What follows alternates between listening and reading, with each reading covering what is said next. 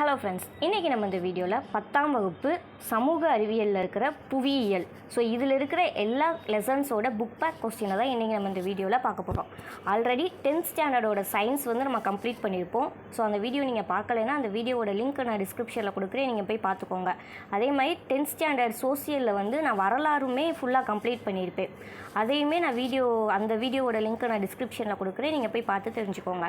Okay, இப்போது 10th ஸ்டாண்டர்டில் social சயின்ஸில் இருக்கிற புவியியல், ஜியாகிரஃபியில் இருக்கிற புக் பேக் கொஸ்டினை தான் இன்றைக்கி நம்ம இந்த வீடியோவில் பார்க்க போகிறோம்.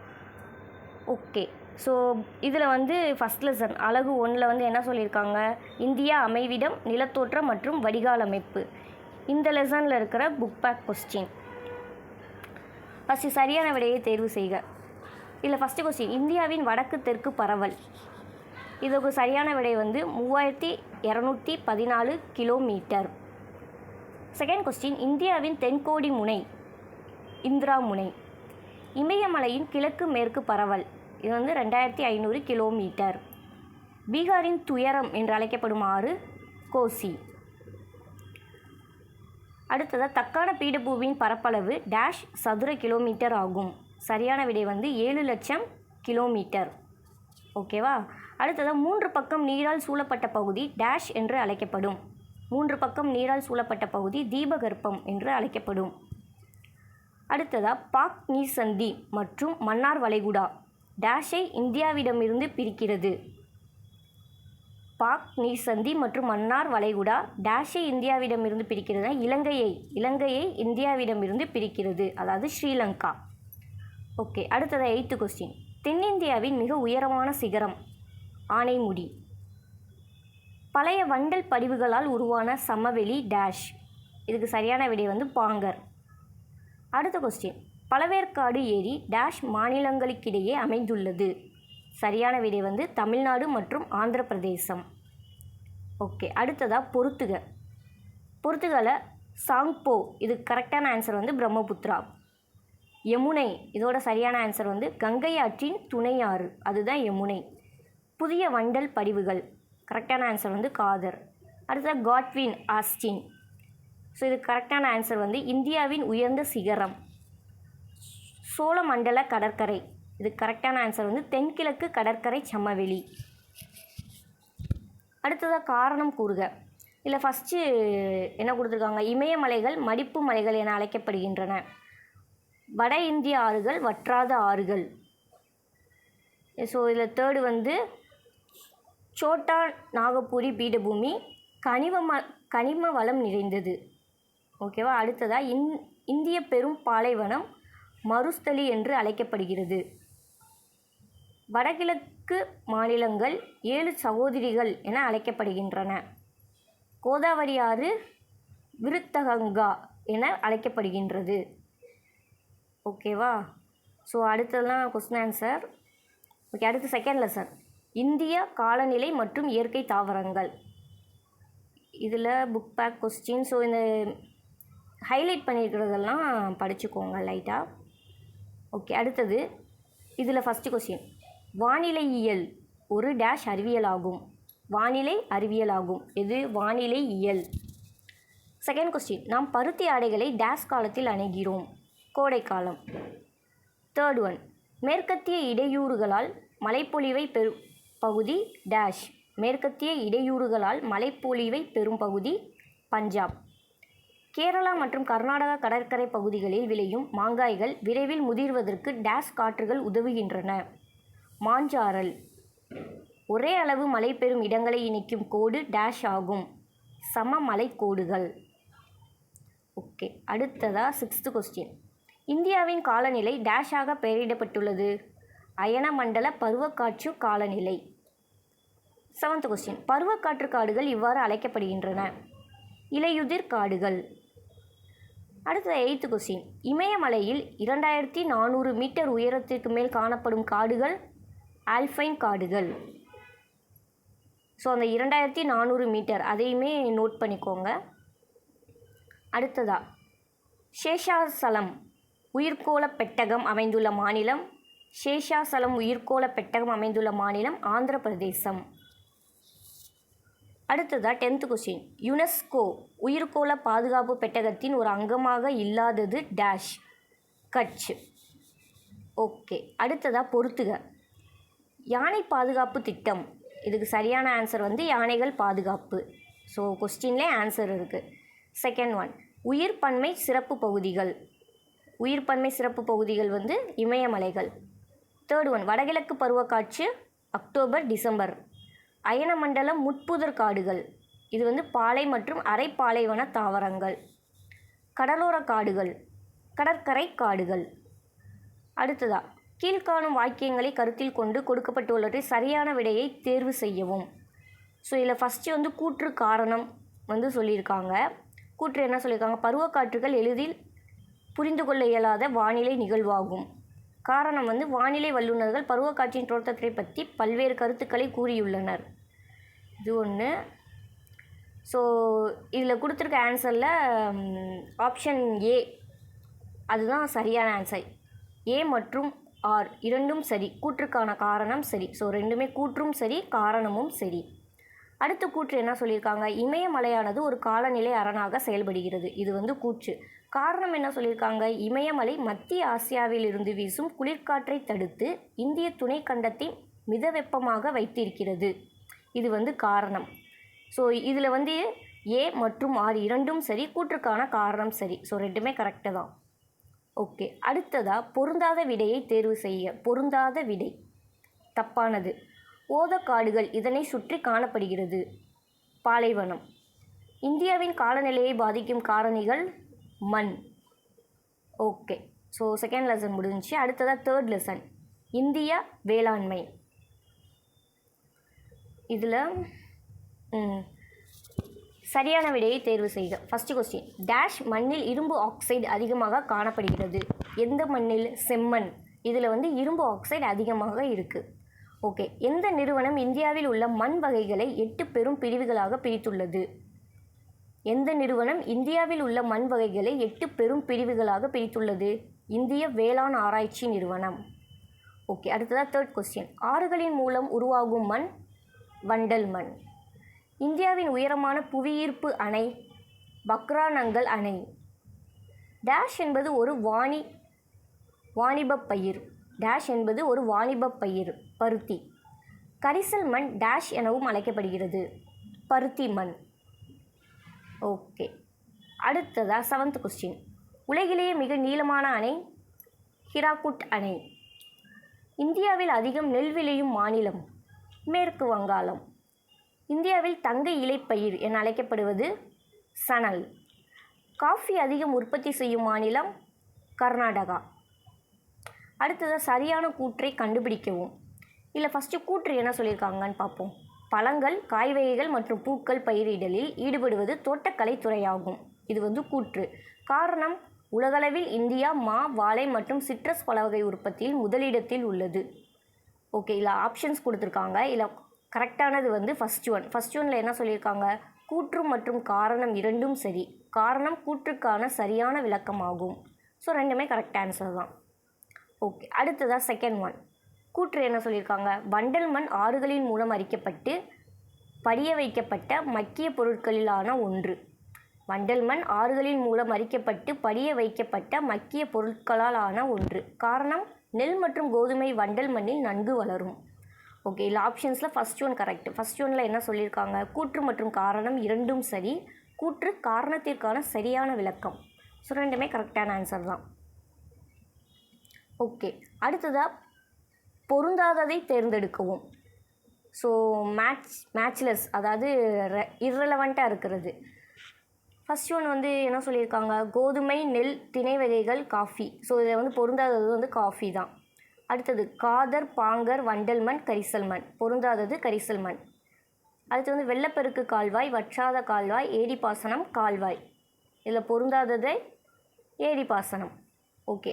அடுத்து வந்து பொறுத்துக. இந்தியாவின் சர்க்கரை கிண்ணம் உத்தரப்பிரதேசம் மற்றும் பீகார். காஃபி கர்நாடகா. டெகிரி அணை இந்தியாவின் உயரமான அணை. ஹிராக்குட் மகாநதி. தோட்டக்கலை தங்க புரட்சி. ஓகே. இந்த லெசன் முடிஞ்சு. அடுத்ததாக 4th ஒன், இந்தியா வளங்கள் மற்றும் தொழிலகங்கள் இந்த லெசன். இதில் சரியான விடையை தேர்வு செய்க. மாங்கனீசு இவற்றில் பயன்படுத்தப்படுகிறது. சேமிப்பு மின்கலன்கள். ஆந்த்ரசைட் நிலக்கரி டேஷ் கார்பன் அளவை கொண்டுள்ளது. ஆந்த்ரசைட் நிலக்கரி டேஷ் கார்பன் அளவை கொண்டுள்ளது. 80 முதல் 90%. ஸோ 80%லேருந்து 95% வரைக்கும். அடுத்ததாக பெட்ரோலியத்தில் உள்ள முக்கிய கனிமங்கள் ஹைட்ரஜன் மற்றும் ஆக்சிஜன். தென்னிந்தியாவின் மான்செஸ்டர் என்று அழைக்கப்படும் நகரம் கோயம்புத்தூர். இந்தியாவில் முதல் சணல் ஆலை நிறுவப்பட்ட இடம் கொல்கத்தா. இந்தியாவில் முதல் அணுமின் நிலையம் நிறுவப்பட்ட மாநிலம் மகாராஷ்டிரம். மிக அதிகமாக கிடைக்கக்கூடிய ஆற்றல் வளம் சூரியன். புகழ்பெற்ற டேஷ் தொழிலகம் அமைந்துள்ள மாநிலம் புகழ்பெற்ற சிந்திரி உர தொழிலகம் அமைந்துள்ள மாநிலம் ஜார்க்கண்ட். ஓகே, அடுத்த கொஸ்டின். சோட்டா நாகபுரி பீடபூமி பகுதியின் பொருளாதார வளர்ச்சிக்கு கருவாக இருப்பது கனிம படிவுகள். இந்திய கடற்கரை பகுதி இரும்பு எஃகு தொழிலகங்களுள் ஒன்று அமைந்துள்ள இடம் விசாகப்பட்டினம். ஓகே, அடுத்ததாக பொறுத்துக. ஃபஸ்ட்டு ஒரு செட்டு கொடுத்துருக்காங்க, அதில் என்னன்றதை பார்ப்போம். ஃபஸ்ட்டு செட்டு பாக்சைட், அது வந்து வானூர்த்தி. Gypsum cement. கருப்பு தங்கம் நிலக்கரி. இரும்பு தாது மேக்னைட். மைக்கா மின்சாதன பொருட்கள். ஓகே, அடுத்த செகண்ட் செட்டு. இந்தியாவின் டெட்ராய்டு சென்னை அனல் மின் நிலையம் எப்போ வந்துச்சு? 1975 1975. காற்றாலை பண்ணை குஜராத். போத சக்தி திருவனந்தபுரம். சூரிய சக்தி ஆந்திர பிரதேசம். ஓகே, இந்த லெசன் முடிஞ்சு. அடுத்தது 5th லெசன். இந்தியா மக்கள் தொகை போக்குவரத்து தகவல் தொடர்பு மற்றும் வணிகம். இந்த லெசனில் சரியான விடையை தேர்வு செய்க. மக்கள் தொகையின் பல்வேறு அம்சங்கள் பற்றிய அறிவியல் பூர்வமான படிப்பு மக்களியல். 2011ஆம் ஆண்டின் மக்கள்தொகை கணக்கெடுப்பின்படி அதிக கல்வியறிவு பெற்ற மாநிலம் கேரளா. எந்த வருஷம்? 2011. ஸோ அதையுமே கேட்பாங்க. அடுத்ததாக மனிதவள மேம்பாடு டேஷ் மூலம் கணக்கிடப்படுகிறது. மனிதவள மேம்பாட்டு குறியீடு. 4th one. டேஷ் போக்குவரத்து நேரடியாக உற்பத்தியாளரையும் நுகர்வோரையும் இணைக்கிறது. ரயில்வே போக்குவரத்து. Okay, 5th one. இந்தியாவில் தங்க நாற்கரச்சாலையின் நீளம் 5846 கிலோமீட்டர். இந்திய உள்நாட்டு நீர்வழி போக்குவரத்தின் நீளமானது 14500 கிலோமீட்டர். அடுத்ததாக 7th கொஸ்டின். தேசிய தொலையுணர்வு மையம் அமைந்துள்ள இடம் ஹைதராபாத். எளிதில் செல்ல முடியாத பகுதிகளுக்கு பயன்படும் போக்குவரத்து வான்வழி போக்குவரத்து. ஓகே, அடுத்ததாக 9th கொஸ்டின். கீழ்கண்டவற்றில் எவை வானுலகு ஊர்த்தியுடன் அதாவது ஹெலிகாப்டர் தொடர்புடையது? இது பவன் ஹான்ஸ். இந்தியாவின் முக்கிய இறக்குமதி பொருள் பெட்ரோலியம். அடுத்ததாக பொறுத்துக. எல்லைப்புற சாலை ஹைதராபாத் 1960 ஹைதராபாத். Second one INSAT. இது வந்து செயற்கைக்கோள் தகவல் தொடர்பு, அதை வந்து இன்சாட்னு சொல்லுவாங்க. எந்த வருஷன்றதையும் நோட் பண்ணிக்கோங்க, 1983. அடுத்தது மேசகான் கப்பல் கட்டும் தளம் மும்பை. புறநகர பரவல் நகரமயமாக்கலின் தாக்கம் கொங்கன் ரயில்வே 1990. ஓகே, அடுத்த லெசன் 6th ஒன். தமிழ்நாடு இயற்கை பிரிவுகள். ஸோ இதில் ஃபஸ்ட்டு கொஸ்டின். தமிழ்நாட்டின் அச்சப்பரவல் டேஷ் முதல் டேஷ் வரை உள்ளது. தமிழ்நாட்டின் அச்சப்பரவல் டேஷ் முதல் டேஷ் வரை உள்ளது. இது 8.4 வரை முதல் 13.35. ஸோ அதை வந்து அந்த ஆங்கிள் 8 ஆங்கிள் அந்த மாதிரி வந்து நீங்கள் ஞாபகம் வச்சுக்கோங்க. 8.4 வரை முதல் 13.35 வரை. அடுத்ததாக இது வந்து தமிழ்நாட்டின் அச்சப்பரவல். கீழே வந்து சொல்லியிருக்காங்க பாருங்கள். இந்தியாவின் அச்சப்பரவல் 8.4, அது முதல் 37.6, அதுவரை இந்தியாவின் அச்சப்பரவல். மேலே இருக்கிறது தமிழ்நாடோட அச்சப்பரவல், கீழே இருக்கிறது வந்து இந்தியாவின் அச்சப்பரவல். ஓகே, அடுத்ததா தமிழ்நாட்டின் தீர்க்க பரவல். பார்த்தது அச்சப்பரவல், இது வந்து தீர்க்க பரவல். தீர்க்க பரவல் டேஷ் முதல் டேஷ் வரை உள்ளது. 76.18 முதல் 80.20. ஓகேவா? மேலே இருக்கிறது இந்தியாவின் அச்சப்பரவல், அது வந்து 68.7, அதிலிருந்து 97.25. அடுத்தது தமிழ்நாட்டில் உள்ள மிக உயரமான சிகரம் தொட்டபெட்டா. ஓகேவா? அடுத்ததாக கீழ்கண்டவற்றில் தமிழ்நாட்டின் மேற்கு தொடர்ச்சி மலையில் அமையாத கணவாய் போர்க்காட். கீழ்கண்டவற்றில் அரபிக்கடலில் கலக்கும் ஆறு பெரியார். தமிழ்நாட்டில் அதிக பரப்பளவில் மாங்குரோவ் காடுகள் காணப்படும் மாவட்டம் கடலூர். இந்திய வன அறிக்கை 2017 படி தமிழ்நாட்டின் வன பரப்பளவு 20.21%. அடுத்த கொஸ்டின் 8th one. பின்னடையும் பருவக்காற்று டேஷில் இருந்து ஈரப்பதத்தை எடுத்துக்கொள்கிறது. வங்கக்கடல். கீழ்கண்டவற்றுள் மண் அரிப்பினால் அதிக அளவு பாதிக்கப்பட்ட மாவட்டம் தேனி. அடுத்ததாக 10th கொஸ்டின். தமிழ்நாட்டில் அதிக பரப்பளவில் காடுகளை கொண்ட மாவட்டம் தருமபுரி. ஸோ என்னென்ன பரப்பளவு அப்படின்றதையும் நோட் பண்ணிக்கோங்க. தருமபுரி வந்து 3280 கிலோமீட்டர். ஸோ மற்ற மாவட்டத்தில் எவ்வளோ கிலோமீட்டர் இருக்குது அப்படின்றத நோட் பண்ணிக்கோங்க. ஓகே, அடுத்ததாக நிரப்புக. நீலகிரி மற்றும் தருமபுரி மாவட்டங்களுக்கிடையே காணப்படும் பீடபூமி கோயம்புத்தூர் பீடபூமி. கிழக்கு தொடர்ச்சி மலையின் தென்பகுதியில் உள்ள உயரமான சிகரம் சோலைக்கரடு ஆகும். ஆட்சி தீவான ஸ்ரீரங்கம் டேஷ் மற்றும் டேஷ் ஆறுகளுக்கிடையே அமைந்துள்ளது. கொள்ளிடம் மற்றும் காவிரி.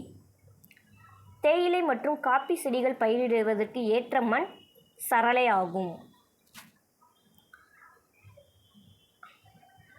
அடுத்ததாக 5th கொஸ்டின். டேஷ் தமிழ்நாட்டின் மாநில விலங்கு மற்றும் இதில் காணப்படும் இடம் டேஷ் ஆகும். வரையாடு. வரையாடு தமிழ்நாட்டின் மாநில விலங்கு மற்றும் இதில் காணப்படும் இடம் நீலகிரி. ஓகே, அடுத்ததாக பொறுத்துக. குளிர்காலம் டிசம்பர் டு பிப்ரவரி. கோடைக்காலம் மார்ச் டு மே. தென்மேற்கு பருவக்காற்று ஜூன் டு செப்டம்பர். வடகிழக்கு பருவக்காற்று அக்டோபர் டு நவம்பர். மாஞ்சாரல் முன் பருவமழை. ஓகே, அடுத்ததாக கூற்று வகை வினா. கூற்று என்ன சொல்லியிருக்காங்க? தமிழ்நாடு தென்மேற்கு பருவக்காற்று காலங்களில் அதிக மழையை பெறுவதில்லை. காரணம், இது மேற்கு தொடர்ச்சி மலையின் மலைமறைவு பிரதேசத்தில் அமைந்துள்ளது. ஸோ 4 ஆப்ஷனில் ஃபஸ்ட் ஒன் கரெக்ட். ஃபஸ்ட் ஒனில் என்ன சொல்லியிருக்காங்க? கூற்று காரணம் இரண்டும் சரி. காரணம் கூற்றை விளக்குகிறது. அடுத்ததாக செகண்ட் ஒன். கூற்று செம்மண்ணில் அதிக அளவு இரும்பு ஆக்சைடுகள் உள்ளன. காரணம், இது சுவருதலால் உருவாகிறது. ஆப்ஷனில் தேர்ட் ஒன் கரெக்ட். தேர்ட் என்னது? கூற்று சரி, ஆனால் காரணம் தவறு. ஓகே, இந்த லெசன் முடிஞ்சு. அடுத்ததாக 7th ஒன். தமிழ்நாடு மானுட புவியியல்.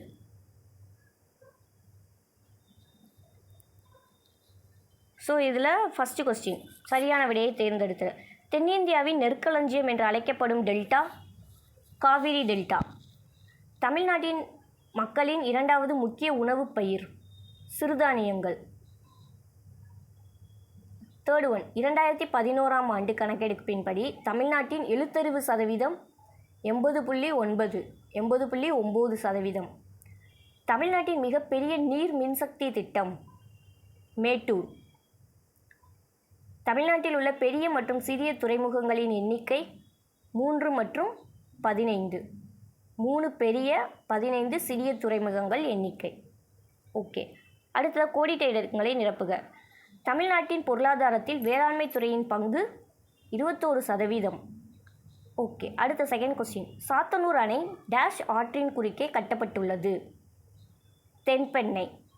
இந்தியாவில் பொது தனியார் கூட்டு நடவடிக்கையின் கீழ் உள்ள மொத்த சாலை திட்டங்களில் 20%க்கும் அதிகமாக பங்களிக்கும் தமிழ்நாடு டேஷ் இடத்தை பெற்றுள்ளது. 2ஆம் இடம். 4th question. மும்பை மற்றும் டில்லியை அடுத்த இந்தியாவின் 3வது பெரிய விமான நிலையம் Chennai. First one Mumbai, second one Delhi, அடுத்ததாக சென்னை. 5th கொஸ்டின், இறக்குமதி மற்றும் ஏற்றுமதி மதிப்புகளுக்கு இடையே உள்ள வேறுபாடு டேஷ் என அழைக்கப்படுகிறது. வர்த்தக சமநிலை. ஓகே, அடுத்ததாக பொறுத்துக. பாக்சைட், சேர்வராயன் மலை, ஜிப்சம், திருச்சிராப்பள்ளி, இரும்பு, சேலம், சுண்ணாம்புக்கல், கோயம்புத்தூர். அடுத்ததாக கூற்று காரணம். கூற்று என்ன சொல்கிறாங்க? கோயம்புத்தூர், திருப்பூர் மற்றும் ஈரோடு மண்டலம் தமிழ்நாட்டின் ஜவுளி பள்ளத்தாக்கு என அழைக்கப்படுகிறது. காரணம், இவைகள் நெசவாலைகள் மூலம் நாட்டின் பொருளாதாரத்திற்கு முக்கிய பங்களிப்பை அளிக்கின்றன. ஸோ கொடுத்துருக்க 4 ஆப்ஷனில் first option correct. First one என்ன சொல்லியிருக்காங்க? கூற்று மற்றும் காரணம் இரண்டும் சரி. காரணம் கூற்றுக்கான சரியான விளக்கமாகும். செகண்ட் ஒன், கூற்று நீலகிரி தமிழ்நாட்டின் குறைந்த மக்கள் தொகை கொண்ட மாவட்டம். காரணம், இது தமிழ்நாட்டின் மேற்கு பகுதியில் அமைந்துள்ளது. ஸோ இதில் கொடுத்துருக்க ஆப்ஷனில் செகண்ட் ஒன் ஆப்ஷன் கரெக்டு. என்ன சொல்கிறாங்க செகண்ட் ஒன்? ஆனால் கூற்று மற்றும் காரணம் சரி, ஆனால் காரணம் கூற்றுக்கான சரியான விளக்கம் அல்ல. ஓகே, ஸோ இந்த லெசன் முடிஞ்சிச்சு. ஸோ புவியியல் 10th ஸ்டாண்டர்டோட சோஷியலில் புவியியலை முடிச்சிட்டோம்.